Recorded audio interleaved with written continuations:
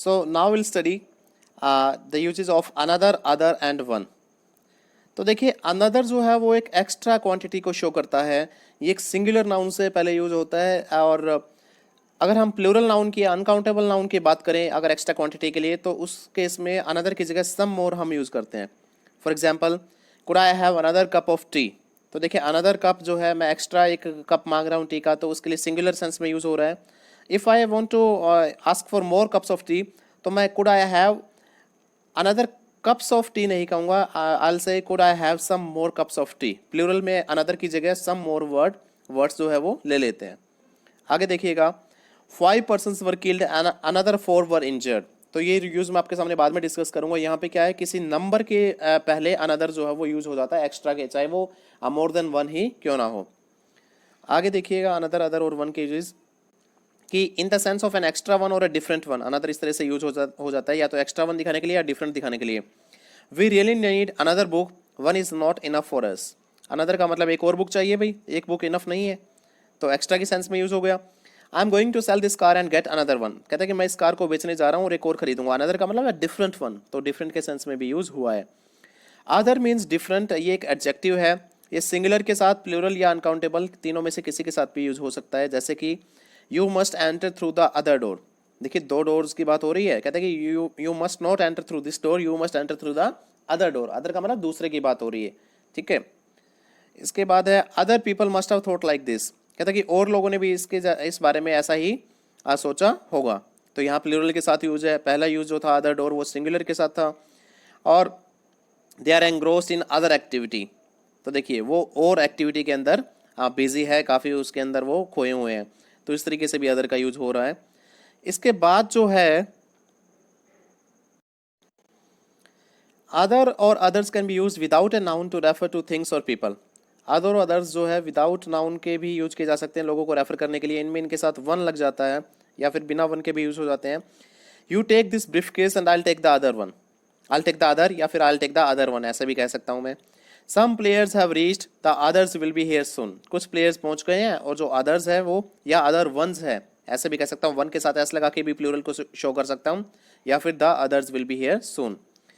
इसके बाद जो है कि अनदर के बाद अगर कोई नंबर हो और उसके बाद जो नाउन हो, तो वो नंबर एक से ज़्यादा भी हो तो भी हम अनदर को यूज कर सकते हैं। जैसा कि मैंने आपको थर्ड एग्जाम्पल दिया था अनदर का, कि यहाँ पे एक और एग्जाम्पल देता हूँ कि 5 officials were sacked and another 3। देखिए 3 एक नंबर है जो कि एक से ज़्यादा है, लेकिन नंबर के साथ अगर एक से ज़्यादा भी हो तो भी हम अनदर को यूज़ कर सकते हैं एक्स्ट्रा दिखाने के लिए, कि another 3 were taken into custody. इसके बाद है कि एक नंबर के बाद हम आफ्टर यूज़ कर सकते हैं, सॉरी अदर यूज़ कर सकते हैं। जैसे एग्जाम्पल है, there were 3 other rooms, there were 3 other rooms. आपने देखा होगा कि नंबर से पहले हमने अनदर यूज़ किया, ओके। यहाँ पे भी वो एग्जाम्पल है कि देयर आर अनदर 3 रूम्स, या फिर हम कहेंगे कि देयर आर 3 अदर रूम्स। तो एक तो है अदर जो है वो नंबर के बाद यूज़ हो रहा है, और अनदर जो है वो नंबर से पहले यूज़ हो रहा है। इसका सेंस ये रहता है कि there are 3 more rooms in the basement. Clear. अगर हम बात करें वन के यूज़ की, तो जो वन है वो एक एम्फेसिस के लिए यूज़ होता है। ए की जगह ए या एन के सेंस में यूज़ होता है, ओके। और वो एम्फेसिस डालने के लिए यूज़ होता है कि हम किसी पर्टिकुलर पर्सन या ऑब्जेक्ट की बात कर रहे हैं, तब वन यूज़ होता है ए या एन की जगह, किसी ग्रुप में से किसी पे अगर जोड़ दे के कहा जा रहा हो किसी बात पे। या फिर ये कुछ एडवर्ब फ्रेजेस के साथ भी वन यूज़ हो जाता है।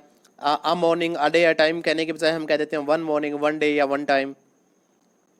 तो देखिए मैं 2 एग्जांपल्स यहाँ पे ले रहा हूँ कि this CPU has a CD player. इस सीपीयू के अंदर एक सीडी प्लेयर है। इसका मतलब क्या है, आप इस पे you can play CDs on it. Got it. A CD player मैंने कहा। अगर मैं कहूँ this CPU has 1 CD player, इसका मतलब ये है जी कि you can not use 2 CDs here. एक ही है। वन का मतलब मैं इस बात पे फोकस कर रहा हूँ कि एक ही सीडी प्लेयर है, ओके। और अगर मैंने ए यूज किया है, इसका मतलब मैं सिंपली ये बता रहा हूँ कि इसमें एक सीडी प्लेयर होता है, मैं उस पर फोकस नहीं कर रहा। वन का मतलब भाई वन का मतलब वन ही है, टू नहीं हो सकते। Got it. इस तरह से एम्फेसिस, इस तरह से बात पे स्ट्रेस दिया जाता है।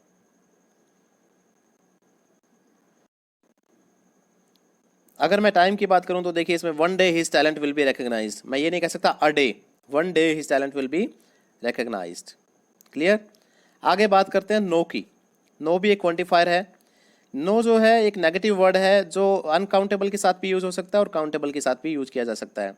देखिए अगर मैं बात करूं there is no solution, there is no solution कि कोई सोल्यूशन नहीं है, तो ये जो है एक नो का यूज है। There are no mountains in that country, उस कंट्री में कोई भी माउंटेन्स नहीं है, तो मैंने प्लूरल से पहले भी यूज कर दिया है इसे और अनकाउंटेबल से पहले भी यूज कर दिया है। The teacher had no time to stop there, तो देखिए नो टाइम का मतलब अनकाउंटेबल से पहले यूज है कि the teacher had no time to stop there, तो ये अनकाउंटेबल से पहले भी यूज होता है और काउंटेबल से पहले भी नो का यूज किया जा सकता है। एज ए सब्जेक्ट आ सकता है नो, देखिए कैसे। नो वार्निंग वॉज गिवन कि वार्निंग नहीं दी गई थी, कोई भी वार्निंग नहीं दी गई थी, इसका मतलब ये होता है कि a warning was not given, तो एज अ सब्जेक्ट बन के नो यहाँ पे यूज हुआ है। उसके बाद देखिएगा enough and plenty of. Enough and plenty of जो है वो दोनों ही ज़्यादा की सेंस में यूज़ किए जाते हैं। इनफ का मतलब जितना रिक्वायर्ड है उतना सफिशिएंट है, और प्लेंटी ऑफ का मतलब है कि मोर देन इनफ, जितना चाहिए उससे भी ज़्यादा। तो देखिए enough is used before uncountable और plural nouns to say that there is as much of something as is needed और as many things as are needed. तो ये प्लूरल के साथ भी यूज हो जाता है और अनकाउंटेबल के साथ भी यूज हो जाता है, मतलब जितनी कोई चीज़ की ज़रूरत है, जितनी अमाउंट या क्वांटिटी की, उतनी वो चीज़ प्रेजेंट है, मतलब वहाँ पे है वो चीज़ उतनी। एग्जाम्पल है have we enough time for a quick chat, क्या हमारे पास इतना पर्याप्त समय है एक क्विक चैट के लिए, तो इनफ टाइम ये मतलब यहाँ पे अनकाउंटेबल के साथ यूज हुआ है। They were not getting enough guest, तो उनके पास जो है मतलब पर्याप्त जो गेस्ट है वो नहीं आ रहे थे, तो यहाँ पे ये प्लूरल के साथ यूज हुआ है। अब प्लेंटी ऑफ जो है जी वो उसका मतलब होता है more than enough but in a good sense. तो देखिए कई बार कोई चीज़ ज़रूरत से ज़्यादा होती है लेकिन वो मतलब एक बैड सेंस में उसको यूज़ किया जाता है, और कई बार गुड सेंस में, तो प्लेंटी ऑफ होता है गुड सेंस में। कैसे? There will be plenty of people to help you in time of need, कहता है कि जरूरत के समय में तुम्हारी हेल्प करने के लिए प्लेंटी ऑफ पीपल रहेंगे, मोर देन इनफ रहेंगे, मतलब गुड सेंस में यूज है। You got plenty of time before the show begins, show start होने से पहले तुम्हारे पास काफ़ी टाइम है, मतलब मोर देन इनफ टाइम है, तो ये भी एक गुड सेंस में यूज है। अब बैड सेंस में यूज कैसे होगा जी, उसकी जगह प्लेंटी ऑफ के बजाय हम यूज करते हैं टू मैनी और टू मच। इसका मतलब भी क्या होता है, मोर देन इनफ है, जितना चाहिए उससे ज़्यादा, लेकिन ये बैड सेंस में यूज होता है। कैसे? The mall was crowded, there were too many people jostling for space, mall जो था वो भीड़ भाड़ से भरा था, इतने ज़्यादा लोग थे जो कि धक्का मुक्की कर रहे थे। टू मैनी यहाँ पे नेगेटिव सेंस में यूज हुआ है, आई होप कि आप समझ गए होंगे। तो देखिए अब हम बात करने वाले हैं more less fewer and several की। तो ये जो डिटर्मिनर्स है या क्वांटिफायर्स है, इनमें से जो मोर लेस एंड फ्यूअर है these are use for comparisons.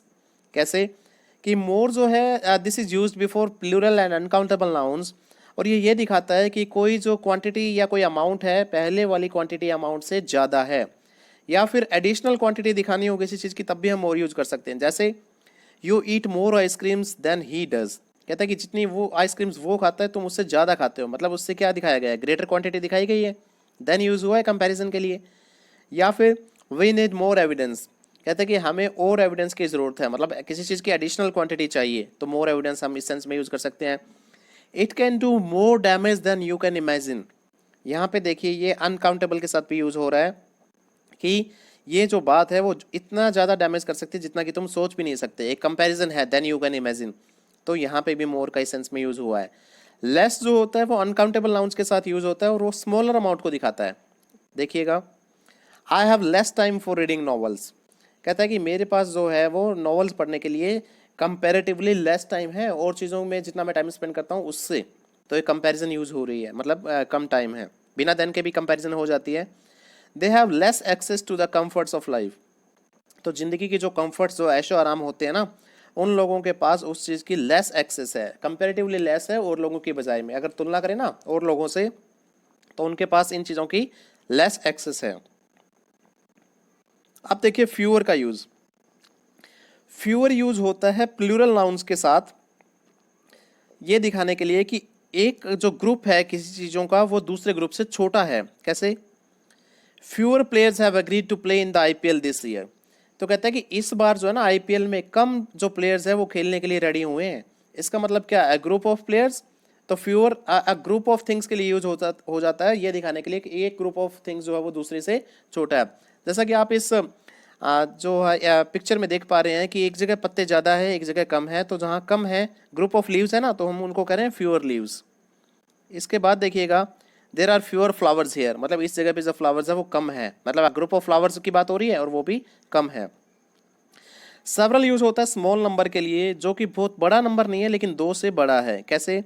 Several people were evacuated from there, काफ़ी लोग वहाँ से इवैक्यूएटेड, मतलब जैसे कोई तूफान या कोई आपदा या कोई सुनामी आती है तो एक जगह छोड़ के दूसरी जगह जाना पड़ता है, तो वो इवैक्यूएशन होता है। तो सेवरल पीपल या फिर handful of people were evacuated from there. So अब हम बात कर लेते हैं quantifiers without a noun. Students, there are some quantifiers which can be use without a noun. वैसे तो हम क्वांटिफायर्स कहते हैं कि इनको डिटर्मिनर्स तभी बोलते हैं जब इनके बाद नाउन आता हो, लेकिन कुछ क्वांटिफायर्स ऐसे भी होते हैं जिनकी सेंस अपने आप में क्लियर रहती है अगर वो बिना नाउन के भी यूज किए जाएं। जैसे एक एग्जाम्पल लिया मैंने, there are many stores in Delhi, most have a refreshment corner where one can enjoy snacks, many also have a separate gaming zone.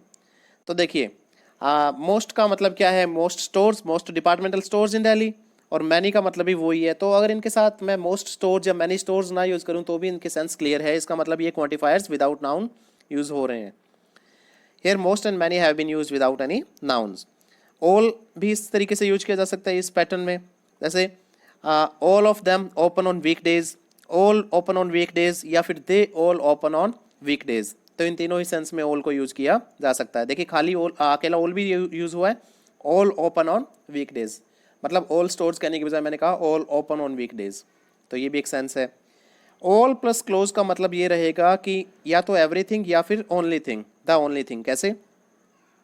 All I need is some support from someone, all I need is some support from someone, कहते हैं कि the only thing I need is some support from someone, या फिर everything I need is some support from someone. ठीक है, इस तरीके से हम ऑल का यूज कर सकते हैं।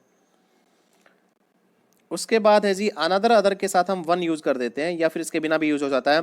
One player got out but another came to bat, एक प्लेयर आउट हो गया लेकिन एक दूसरा आया बैटिंग करने के लिए, अनदर वन भी कह सकते हैं इसमें। तो देखिए ये बिना नाउन के यूज हुआ है, अनदर प्लेयर नहीं बोला मैंने। I'll take this briefcase and you take the other, या फिर अदर वन कह सकते हैं इसे। No can not be use without a noun but none can be use. देखिए जो नो है वो नाउन के बिना यूज नहीं किया जा सकता, लेकिन नन यूज किया जा सकता है। कैसे?